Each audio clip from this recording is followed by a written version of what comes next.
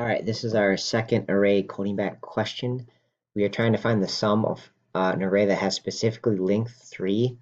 So normally I would use a loop to find the sum of an array, but since there's only 3 elements, certainly you could just return the sum of them. So num's position 0 plus num's position 1 plus num's position 2.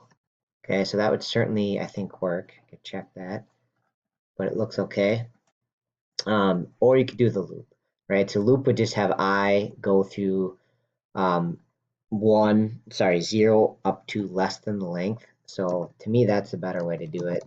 So start the sum at 0 and do 4. Actually, we do enhanced for loop. So we could do 4 int num in nums,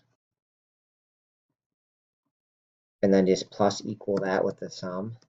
So add it to the sum, add that num to the sum, and then return the sum. Okay, so I think that's probably a better way to do it, is to do a loop, but either way would work, I believe.